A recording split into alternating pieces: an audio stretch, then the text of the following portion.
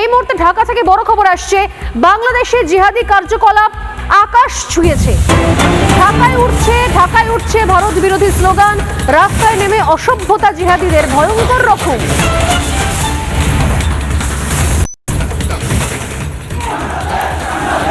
এই মুহূর্তে ঢাকার আকাশ কাঁপছে গগনভেদী স্লোগানে, এবং সেই স্লোগান হচ্ছে ভারত বিদ্বেষী স্লোগান।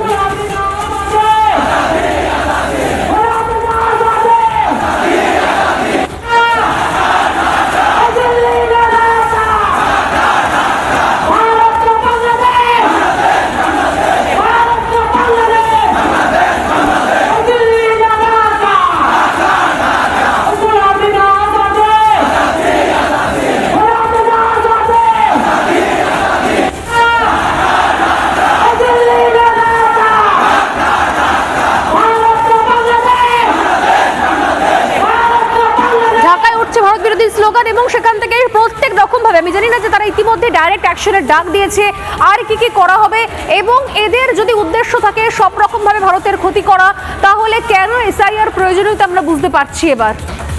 এবং সেই জায়গা থেকে যদি পশ্চিমবঙ্গের প্রশাসন শক্ত হাতে পুরো বিষয়টাকে নিয়ন্ত্রণ না করে, তাহলে ভারতের ক্ষতি করার জন্য যে কোনো উপায়ে ছলে বলে কৌশলে এরা এই বিদ্বেষের আগুন এই পারেও নিয়ে আসতে চাইবে। ভয়ঙ্কর পরিস্থিতি হয়ে রয়েছে এই মুহূর্তে ঢাকা জুড়ে। আপনারা জানেন যে সেখানকার এক নেতা, যার নাম হাদি, ওসমান হাদি, সেই ওসমান হাদিকে গুলি করে হত্যা করা হয়, এবং যে কায়দায় ওসমান হাদিকে গুলি করে হত্যা করা হয়েছে সেই কায়দা কোনো আম আদমির কায়দা নয়।